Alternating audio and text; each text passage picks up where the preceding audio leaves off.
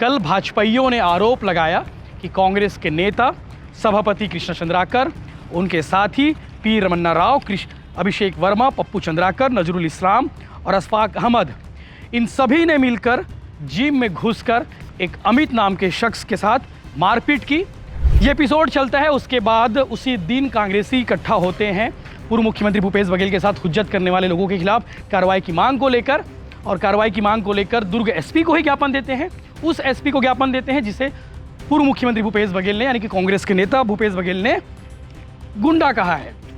और देवेंद्र यादव जी के गिरफ्तारी के बाद ही भूपेश बघेल जो है अब बहुत ज़्यादा सक्रिय नजर आ रहे हैं। अब इस बात का डर कांग्रेस के सभी नेताओं में हो गया है कि कहीं देवेंद्र यादव प्रदेश अध्यक्ष तो नहीं बन जाएंगे। देखिए पुलिस वालों ने कैसे बिना किसी उकसावे पर उनके ऊपर लाठी बरसाना शुरू कर दी। सरकारी नुमाइंदे मीडिया के जरिए अफवाह फैला रहे हैं कि प्रदर्शन के दौरान उन पर हमला हुआ था, पहले हमला हुआ था, और मीडिया इस दुष्प्रचार का हिस्सा बनी हुई है। यानी कि पूर्व मुख्यमंत्री भूपेश बघेल ने मीडिया को भी टारगेट किया है। दोपहर के 2:41 एसपी दुर्ग और उनके आका ठीक से समझ ले, सत्ता उलटती पलटती रहती है। काम ऐसे ही कीजिएगा कि भविष्य में आंख मिला सके। नमस्कार, जय जोहार, जय छत्तीसगढ़। मैं यशवंत साहू और आप देखना शुरू कर चुके हैं भिलाई टाइम्स। आपने सोचा होगा कि मैं इंट्रो शुरू करने से पहले ये क्या पढ़ रहा हूँ। ऐसा लगा होगा कि आप किसी को धमकी दे रहे हैं, किसी को अल्टीमेटम दे रहे हैं, किसी को चेतावनी दे रहे हैं। ये चेतावनी, ये अल्टीमेटम पूर्व मुख्यमंत्री भूपेश बघेल ने अपने एक्स पोस्ट के माध्यम से दुर्ग एसपी और सरकार को दिया है। और आज क्यों दिया है ये भी आपको बता देता हूँ। आपको मालूम होगा कि सुबह से लेकर, सुबह से नहीं बोलना चाहिए क्योंकि रात से लेकर रात तकरीबन 9 बजे से लगातार विवाद जारी है भिलाई 3 थाना में, जिसकी रिपोर्टिंग हमने की थी। कल भाजपाइयों ने आरोप लगाया कि कांग्रेस के नेता सभापति कृष्ण चंद्राकर, उनके साथी पी रमन्ना राव, अभिषेक वर्मा, पप्पू चंद्राकर, नजरुल इस्लाम और अशफाक अहमद, इन सभी ने मिलकर जिम में घुसकर एक अमित नाम के शख्स के साथ मारपीट की। मारपीट करने के बाद उसे जिम से घसीटकर थाने लाया गया और थाने में भी उसके साथ मारपीट हुई। ये एपिसोड रात तक चला। रात तकरीबन 11:30-12 बजे तक सभी भाजपा इकट्ठा हो गए कांग्रेसियों की गिरफ्तारी की मांग को लेकर। देर रात तक इन सभी के खिलाफ बीएनएस, जो नए कानून है उसके तहत बीएनएस की धारा 140(3), 189(2), 190, 296, 351, 2, 115, 2, 3 और 5, इन तमाम धाराओं के तहत मामला पंजीबद्ध किया गया। रात में एफआईआर हो गई, कुछ लोगों की गिरफ्तारी हो गई, ऐसा पुलिस ने कहा। और सुबह होने के बाद कांग्रेसी इकट्ठा होने लगे भिलाई 3 थाने का घेराव करने के लिए। भिलाई 3 थाने का घेराव इसलिए क्योंकि पूर्व मुख्यमंत्री भूपेश बघेल का काफिला गुजर रहा था 24 अगस्त को। वो अपने घर पदुम नगर से निकलते हैं दुर्ग पहुँचने के लिए। विधायक देवेंद्र यादव के समर्थन में उन्हें धरना देना था और सरकार के विरोध में उन्हें अपना भाषण देना था, सरकार के विरोध में प्रदर्शन करना था। लेकिन उससे पहले सिरसा कला में कुछ बजरंगियों द्वारा उन्हें रोका गया, ऐसा भूपेश बघेल का कहना है। लेकिन बजरंगियों का कहना है कि पूर्व मुख्यमंत्री भूपेश बघेल जानबूझकर उस जगह पे रुके और रुकने के बाद कार्यकर्ताओं के साथ में बातचीत कर रहे थे या फिर उनके साथ में हुज्जत हुई, ऐसा कहा गया। पूर्व मुख्यमंत्री भूपेश बघेल ने उस एपिसोड को, यानी कि उस घटनाक्रम का जिक्र अपने भाषण में किया और भाषण में कहते कहते उन्होंने कह दिया कि दुर्ग एसपी सबसे बड़े गुंडे हैं, जिनके कंधों में सुरक्षा की जिम्मेदारी होती है, वो अपना काम बखूबी नहीं कर पा रहे हैं। ये एपिसोड चलता है। उसके बाद उसी दिन कांग्रेसी इकट्ठा होते हैं पूर्व मुख्यमंत्री भूपेश बघेल के साथ हुज्जत करने वाले लोगों के खिलाफ कार्रवाई की मांग को लेकर, और कार्रवाई की मांग को लेकर दुर्ग एसपी को ही ज्ञापन देते हैं। उस एसपी को ज्ञापन देते हैं जिसे पूर्व मुख्यमंत्री भूपेश बघेल ने, यानी कि कांग्रेस के नेता भूपेश बघेल ने गुंडा कहा है। ये एपिसोड हो गया। उसके बाद मामला शुरू होता है। रात तक एफआईआर के बाद गिरफ्तारी, और उसी मामले को लेकर बजरंगियों के खिलाफ कार्रवाई की मांग को लेकर कांग्रेसी आज धरना प्रदर्शन करने वाले थे। आज का अल्टीमेटम दिए थे। लेकिन दुर्ग एसपी जितेंद्र शुक्ला का कहने हैं कि इस मामले में 16 लोगों के खिलाफ में गिरफ्तारी हो गई है। मामला जमानती था, उन्हें जमानत दे दी भी गई है। पूरा एपिसोड होता है और एपिसोड होने के बाद काफ़ी सरगर्मी से सियासत भी होती है, बयानों का दौर शुरू होता है। और आज सुबह तकरीबन 11 बजे के आसपास कांग्रेसी इकट्ठा होते हैं। कांग्रेसी इकट्ठा होने के बाद जो है अपनी मांगों को लेकर ज्ञापन सौंपने की बात कहते हैं। दुर्ग एसपी का कहना है कि आज का जो धरना प्रदर्शन था वो उसकी अनुमति नहीं ली गई थी और धरना प्रदर्शन का औचित्य भी नहीं रह गया था, क्योंकि बजरंगियों के खिलाफ में कार्रवाई की गई थी और उन्हें गिरफ्तार करके जमानत भी दे दी गई थी। लेकिन कांग्रेसियों की ओर से ये कहा गया, कांग्रेसी वो कहना है कि हम धरना प्रदर्शन कर रहे थे सांकेतिक रूप से, लेकिन उनके ऊपर लाठियां बरसाई गई, उनके साथ में गलत हुआ, उन्हें दौड़ा दौड़ा कर पीटा गया। कांग्रेसियों को कहना है, आपने सुना होगा। और ये ट्वीट और ये एक्स पर जो पोस्ट आया है, ये उसी मामले में आया। पूर्व मुख्यमंत्री भूपेश बघेल, जब वीडियो वायरल हुआ सोशल मीडिया पर, लगातार लाठी बरसाते हुए पुलिस का वो वीडियो आया, उस वीडियो के बाद पूर्व मुख्यमंत्री भूपेश बघेल ने एक के बाद एक लगभग 40 मिनट में उन्होंने 3 पोस्ट किए। पहला पोस्ट वो करते हैं 2:18 में, भिलाई 3 में शांतिपूर्ण धरने के बाद शांतिपूर्वक मार्च करके ज्ञापन देने जा रहे कार्यकर्ताओं को पुलिस वालों ने दौड़ा दौड़ा कर पीटा। तो क्या अब भाजपा सरकार को शांतिपूर्ण धरना प्रदर्शन भी बर्दाश्त नहीं है? यह तो जनता का लोकतांत्रिक अधिकार है। भाजपा सरकार और खासकर उनके आदेश का पालन कर रहे नौकरशाह कान खोलकर सुन ले। पूर्व मुख्यमंत्री भूपेश बघेल का ये अल्टीमेटम है। सत्ता की गोद में बैठकर कांग्रेस कार्यकर्ताओं पर लाठी चार्ज करवाना याद रहेगा और भूलना मत, लाठी का एक एक वार कांग्रेसियों का हौसला बढ़ाता है। हम गांधीवादी हैं, लोकतंत्र पर हमारी अटूट आस्था है। एक सवाल अभी भी बचा हुआ है, बजरंग दल के गुंडों पर कार्रवाई कब होगी? दोपहर 2:18 में पूर्व मुख्यमंत्री भूपेश बघेल ये एक्स पर पोस्ट करते हैं और आखिरी में वो सवाल पूछते हैं कि बजरंग दल के गुंडों तत्वों पर कार्रवाई कब होगी। इसके बाद अगला पोस्ट आता है 2:41 पर। पूर्व मुख्यमंत्री भूपेश बघेल लिखते हैं, एसपी दुर्ग और उनके आकर ठीक तरह से समझ ले, सत्ता उलटती पलटती रहती है, काम ऐसा ही कीजिएगा भविष्य में आंख मिला सके।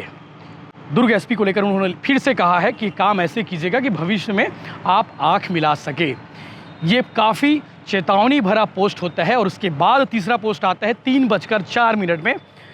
कहते हैं भूपेश बघेल, मार्च निकाल रहे मेरे साथी कार्यकर्ता शांतिपूर्ण ढंग से चल रहे थे, वे सिर्फ नारे लगा रहे थे। देखिए पुलिस वालों ने कैसे बिना किसी उकसावे पर उनके ऊपर लाठी बरसाना शुरू कर दी।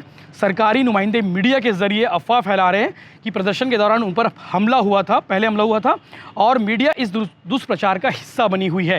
यानी कि पूर्व मुख्यमंत्री भूपेश बघेल ने मीडिया को भी टारगेट किया है। ये एपिसोड हो गया और लगातार इस पर सियासत जारी है।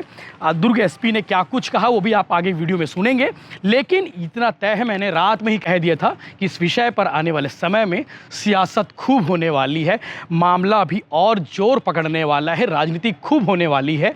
बीजेपी कांग्रेस आमने सामने आकर इस विषय पर दिखेंगे, आरोप लगाते हुए, प्रत्यारोप लगाते हुए। इसके अलावा सड़क की लड़ाई भी लड़ी जाएगी, इतना तय है कि आने वाले समय में इस पर सियासत खूब होने वाली है। मुझे लगता है कि घटनाक्रम को आप शॉर्ट में समझ ही गए होंगे कि क्या कुछ एपिसोड चल रहे भिलाई में इन दिनों। जो दुर्ग एसपी को लेकर पूर्व मुख्यमंत्री भूपेश बघेल ने कहा था कि दुर्ग एसपी सबसे बड़े गुंडे हैं। हालांकि इस विषय पर दुर्ग एसपी जितेंद्र शुक्ला ने कोई अपनी प्रतिक्रिया नहीं दी है, लेकिन बीजेपी की ओर से लगातार रिकेश सेन, सांसद विजय बघेल, तमाम भाजपा नेता, चाहे भाजपा जिला अध्यक्ष महेश वर्मा हो, सभी लोग इस पर अपनी प्रतिक्रिया दे रहे हैं और कांग्रेस को कोस भी रहे हैं। आगे आप सुनिए दुर्ग एसपी ने इस विषय को लेकर क्या कुछ कहा और इस घटनाक्रम से संबंधित लगातार आपको अपडेट्स मिलते रहेंगे चैनल के साथ में, बने रहिए।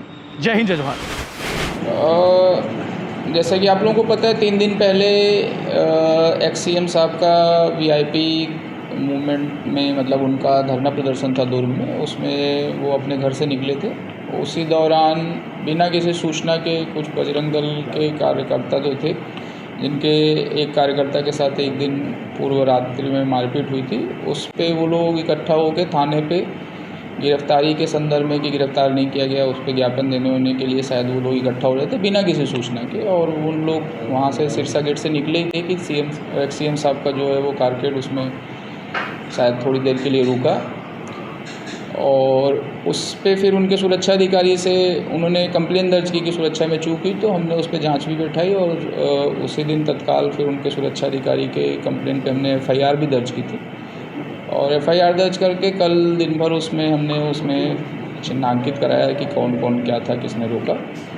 इसी दौरान कल इन्होंने एक घेराव की सिर्फ सूचना दी थी कि जिसमें ये मेंशन था कि 48 घंटे के अंदर अगर उनकी गिरफ्तारी नहीं होगी तो हम थाने का घेराव करेंगे, और उसके सिर्फ सूचना दी थी, जिसके संदर्भ में हमने उनको एक लिखित नोटिस भी पकड़ाया हुआ था कि आप इसके लिए प्रॉपर परमिशन ले लीजिए, और परमिशन लेके घेराव व्यवस्थित ढंग से और समुचित जगह पे करिए।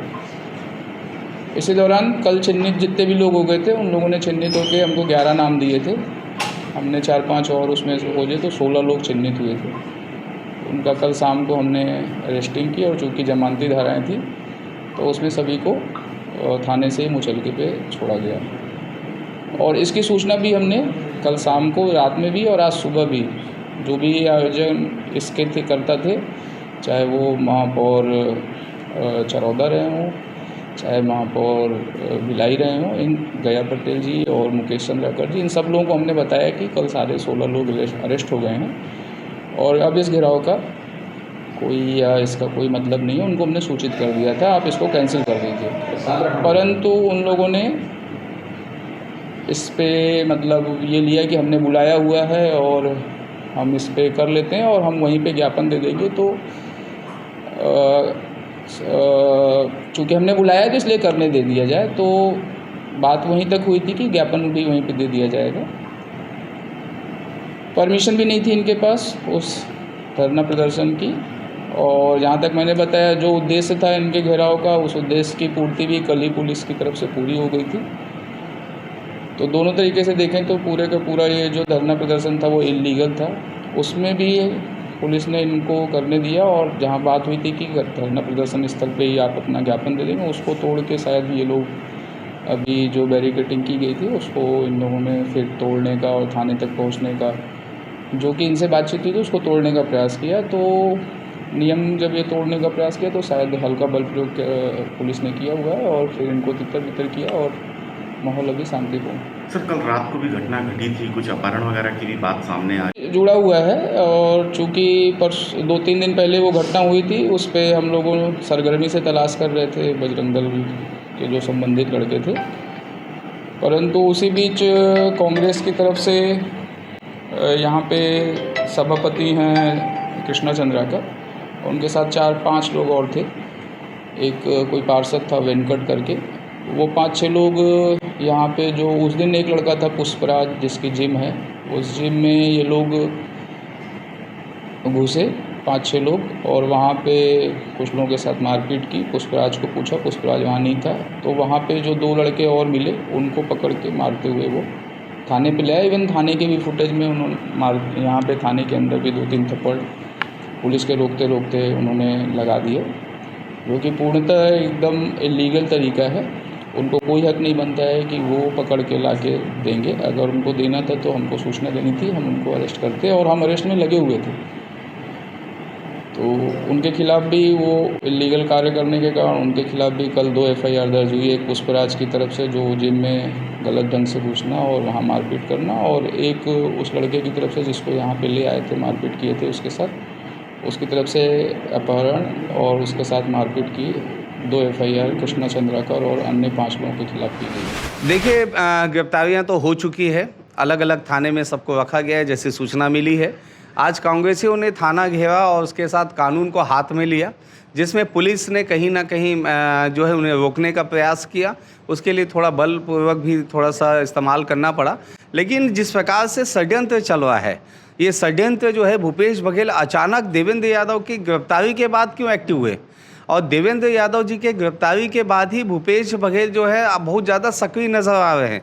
अब इस बात का डर कांग्रेस के सभी नेताओं में हो गया है कि कहीं देवेंद्र यादव प्रदेश अध्यक्ष तो नहीं बन जाएंगे, ताम्रध्वज साहू जी की वापसी तो नहीं हो जाएंगे, TS बाबा फिर से सेकंड लीडरशिप पे तो नहीं आ जाएंगे, दीपक बैच कहीं रिपीट तो नहीं हो जाएंगे। भूपेश बघेल जी को इस बात का भी डर है कि कोई आदिवासी नेता कोई प्रदेश का नेतृत्व करने तो नहीं लग जाएगा।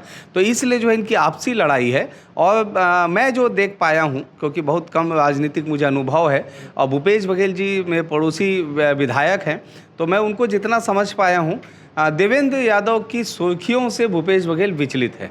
भूपेश बघेल ने आज एक और ट्वीट किया है, पोस्ट किया है कि सुन ले सरकार आती जाती रहती है, आँख मिलाने लायक काम कीजिएगा, ऐसा आज उन्होंने फिर से कहा है। तो गैस भी बिल्कुल आँख मिलाने के लायक ही जो है हमारा पुलिस प्रशासन काम कर रहा है, आँख से आँख मिलाता है। और इस बात को भी ध्यान रखें भूपेश बघेल जी कि आप ट्विटर के माध्यम से डराने धमकाने का काम ना करें।